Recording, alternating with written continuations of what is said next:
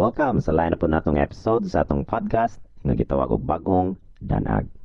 Kini nga podcast gi-dedicate nato para sa pag-promote og critical thinking og skepticism, especially na gyud sa atong mga kabatan-unan karon. Tungod kay nagdako ko sa Cebu as a Catholic, usa sa atong pinaka-major nga topic kay ang religion, particularly ang Christian nga religion.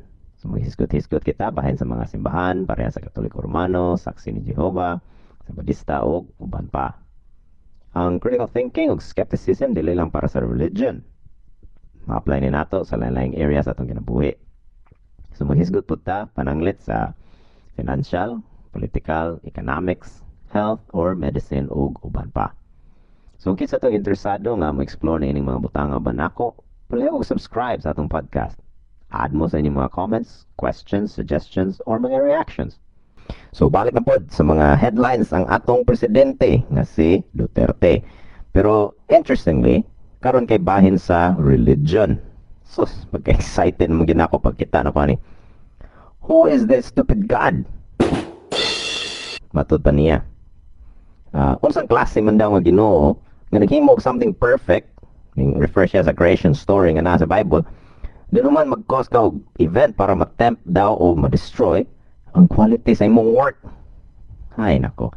Ning comment pa siya about sa original sin. Again, sa Bible. You weren't born yet, but now you have original sin.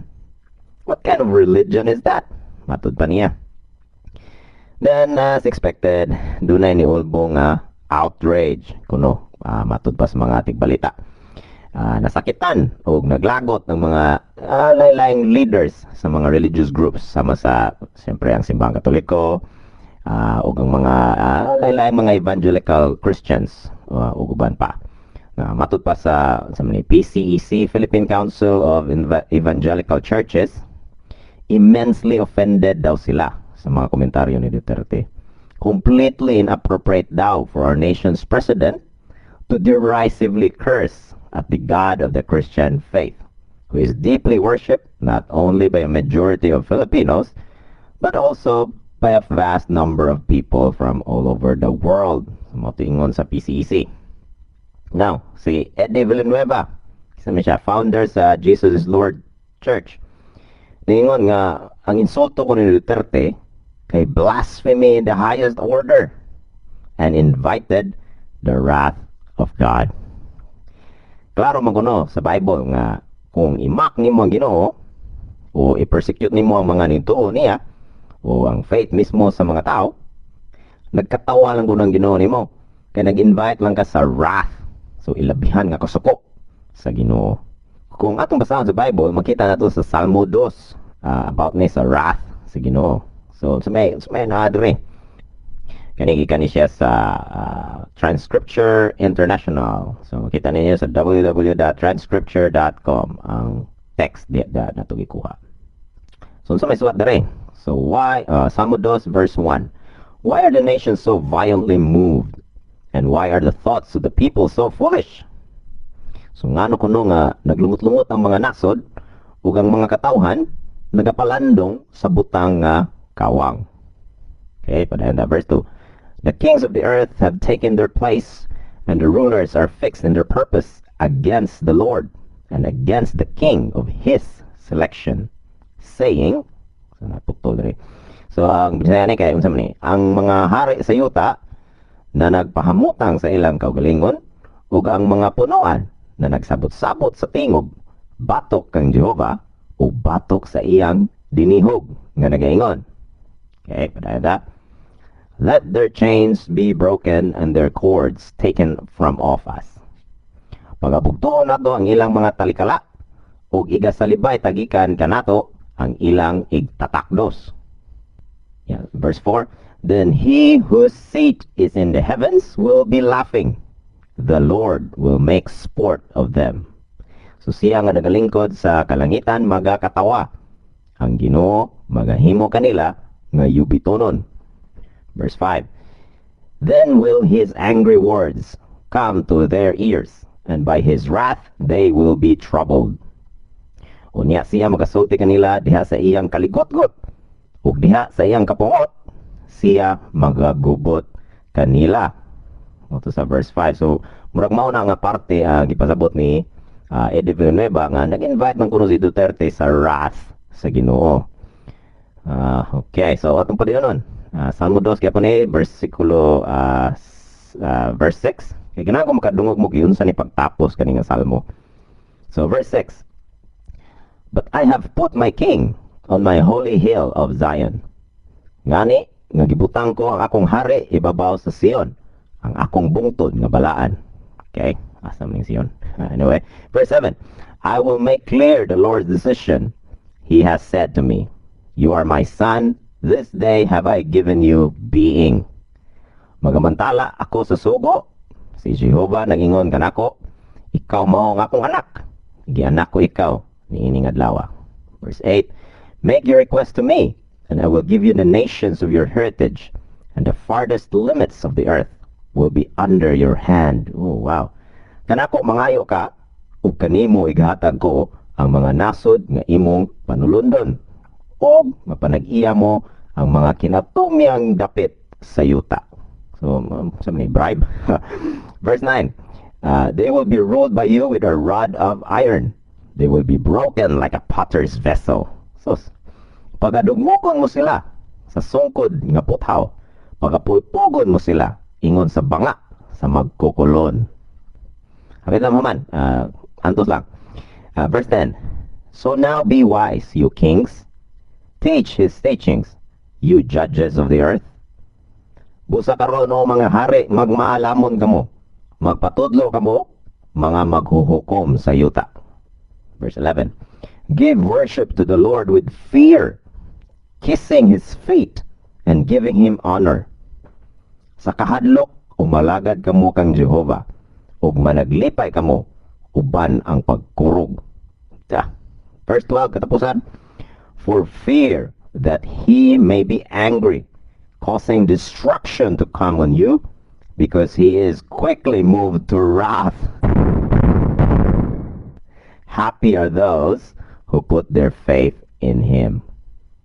Humalok kamo sa anak, aron siya dili masuko, ug mga wala kamo diha sa dalan, kay ang kapungot niya musilaob sa dili madugay.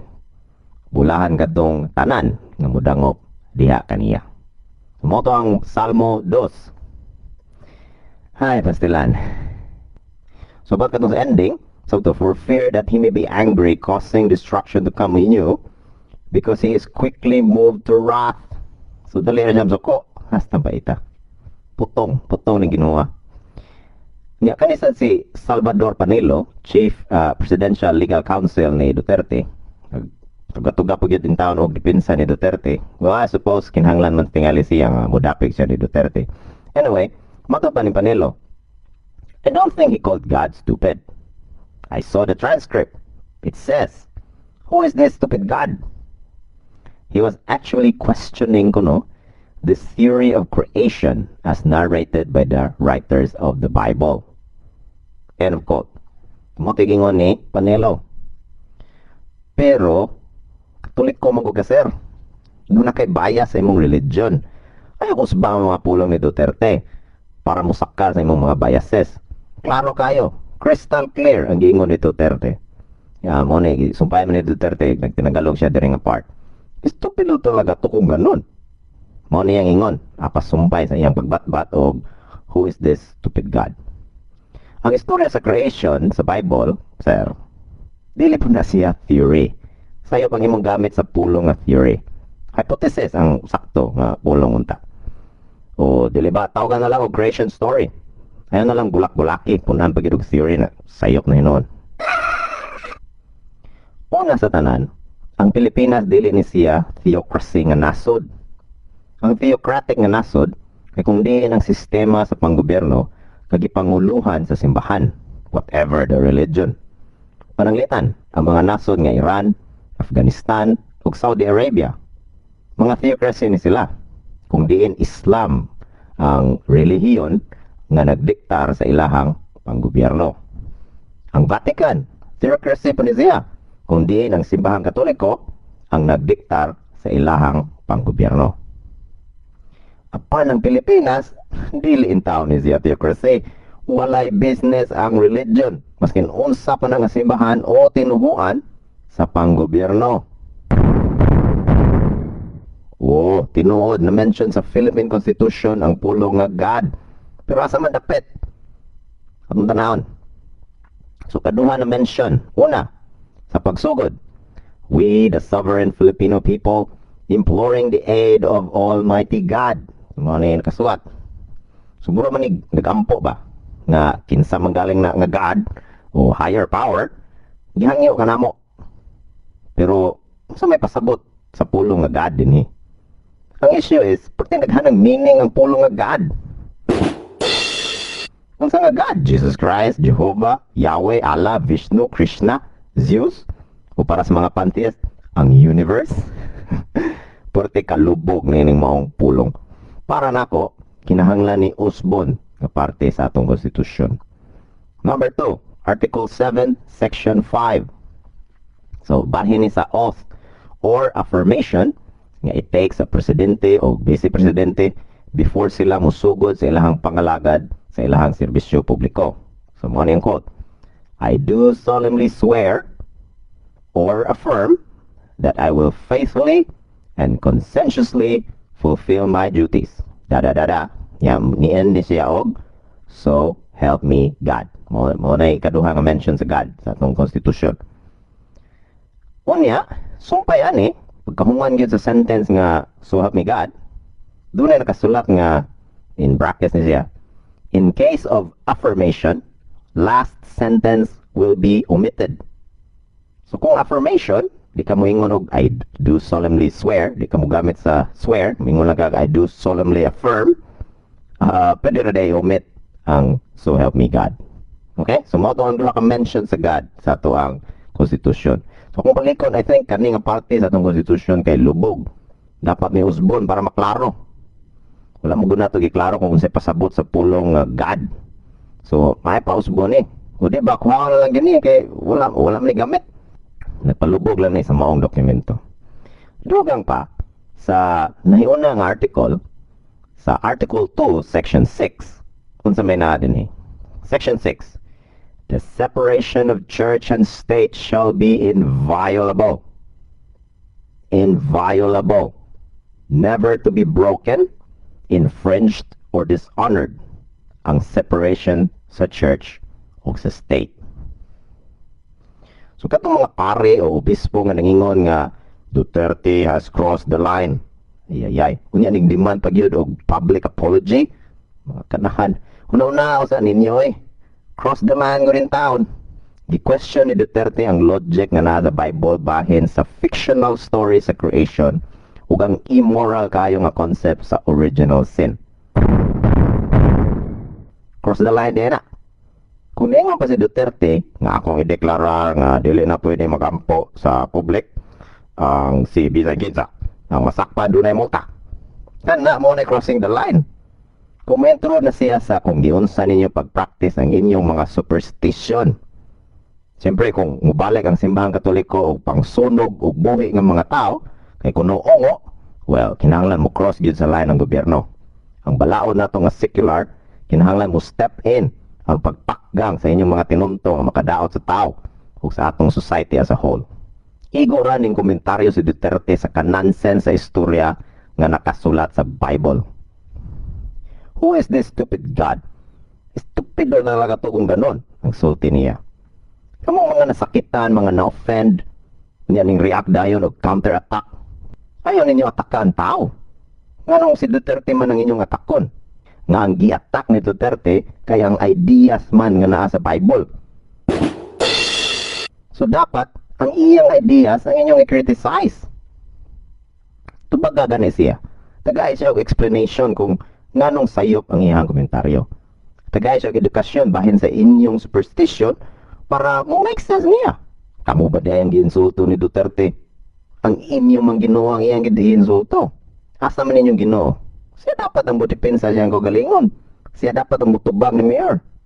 Nganong kamungan, mga believers? Kay note ba ni Ginoo nga kinahanglan man siya mga tao dapat nga mudepensa para niya? Usa pa sad, nganong daghan man kay mong mga nagkalain-lain nga mga grupo. nga wala magkasinabot in every point of doctrine. Usa ra may Christian Bible. Pero nganong doon na may pila ka libo ka mga Christian churches nga pulos nagkasumpaki ang interpretasyon. May tingali pagsabot una mo diha. Paghiusa sa mo klaruha usa ra ninyo kung unsa gyud gipasabot sa mga nakasulat anang inyong Bible before mo criticize sa uban nga nakuha ang libog sa pagsabot sa matud pa ninyo mga pulong kuno sa Ginoo. Kahilas po ninyo pila mo ka libo ka grupo nga pulos naglalis kung unsay gipasabotan ng Bibliyahan na. Kung kung dunay dili mo tuo, kung dunay outsider sa inyong kulto nga wala kasabot, inyong i-torment. Public apology. Paita. Ang problema gud sa kadaghanan nato, mutuo man lang gud ta kung unsay isulti sa uban. Ilabi na gyud kung naay mga title sama sa Reverend Father, His Eminence, o baka Pastor, Bishop, Cardinal, o His Holiness. Mga credulous, mga gullible, mga unquestioning, uncritical, impressionable, childlike, o naive. It's about time nga doon na tayo leader sa nasod nga unashamedly honest, transparent, and direct to the point. It's about time nga doon na tayo leader sa nasod nga mo-call out na ining privileged status sa simbahan sa atong society. Ilabi na gyud ang simbahang Katoliko. It's about time nga usa-usa ka Pilipino maminsar kung anong doon naman tayo hugot nga pagtuo sa atong relihiyon. Kung sa may mga rason nga mituo man ta, yun sa mga to pagsuta nga nakasuwat sa Biblia tinuod. Yun sa mga to pagsuta nga Ginoo nga gisgutan sa Biblia o Quran o Veda tinuod. Una-una usa kuno ug pag-ayo. Kaya kung wala tay kusgan ug lig-on nga rason, basin nag-utsik lang ta sa atong kinabuhi. Basin mo ni usa sa dako nga rason kung nganong wala gyud kauswagan ang atong nasod. Gani nagsige pa gani og atras ang atong nasod. Religion poisons everything.